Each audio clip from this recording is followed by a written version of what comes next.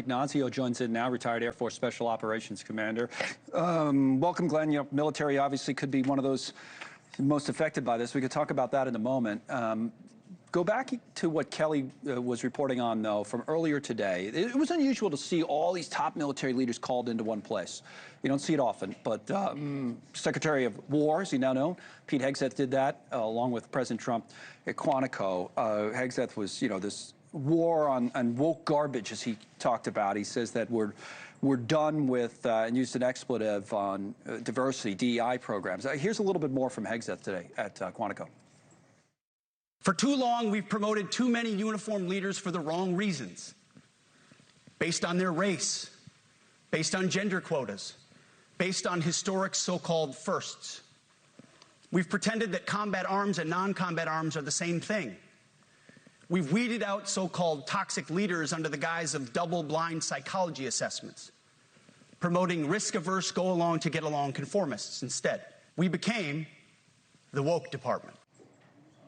Okay, you know, I've heard commentary on both sides of this today. I've heard some former members of the military who seem to be supportive and others not so much. How about yourself?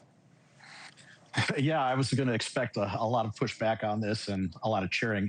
I'm actually for it. And here's the reason why. I mean, I enlisted at 17 at the end of the Cold War, where a lot of these policies that you're talking about existed. And I've seen over my career and even family members present day how it has been diluted. So there are components to it that I agree with. I also think that some of the terminology might need to be a little different, is that, look, at the mission determines the requirements. So I get that initiative, but there's some other things we could definitely talk about.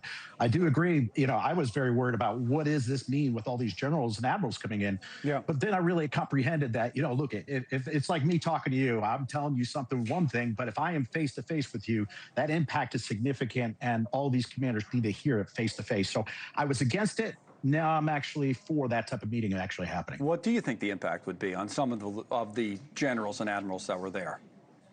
I think it's going to be chaotic.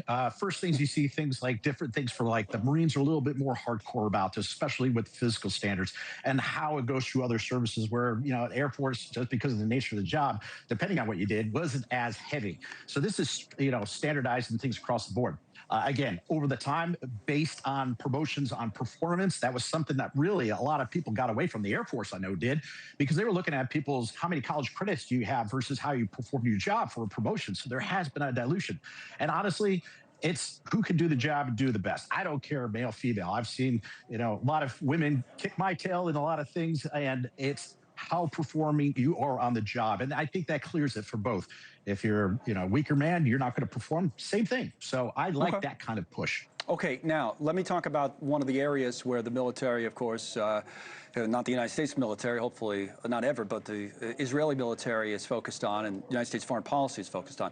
What did you make of what the president announced yesterday on Gaza? I have kind of bullet points on my tablet here that we'll put up on the screen about the Trump peace plan, such as it is here, to end the fighting, the withdrawal of the Israelis, Israel, Netanyahu on board. Netanyahu seems like maybe he negotiated some changes before it was announced. Now, will Hamas come on board? What do you make of it? Yeah, it really does push this to Hamas. And it's interesting because Netanyahu's saying, hey, look, you either approve this and accept this, or we're going to continue and basically say you're killing. Now, the interesting part is about that amnesty is a lot of the countries do not like Hamas, will not embrace Hamas. Hamas has done some nasty things to them. And we're talking about the Arab world. So who's going to take those Hamas entities or individuals in amnesty? As far as the tenets of this, the idea of having the Arab leaders involved as far as what's going on with Gaza, having Hamas, and I know there's going to be pushback, having the PLA out of the government may be good. Because as we talk about this two-state nation, that's been offered to the PLA for five times in the past. And I think it was Yasser Arafat was the last one to turn it down. So this board of peace, having international influence on there to benefit Gaza is the best. Well, we'll hope for the best here and see what Hamas comes up with. Final thing, I mentioned it as I was introducing you. I don't know if you were through some shutdowns when you were on active duty. Is that a big deal? You think a lot of military members and their families are watching that countdown clock tonight? Yeah, it's always a concern, and a lot of times we do see sort of like for a better term, a waiver for the military and so forth. Right. This impacts doesn't impact the VA that much. They're funded a year in advance, so they should be okay. But for the military, yeah, it's you still got to do your job. The pay should come, but you're talking about a lot of supporting things from healthcare and other things for children, or excuse me, not childcare, excuse me, for the families that can be impacted. So that is the tough point. And like I said, with everything with Hegseth and what's going on now with the shutdown, Hegseth can reach out to some of those Cold War people and probably execute this real well. But at the same time, for people to understand that we have gone through these shutdowns is to make sure these organizations come together and help out those soldiers and sailors and their families as they go along. Good points as always, Glenn. Thank you.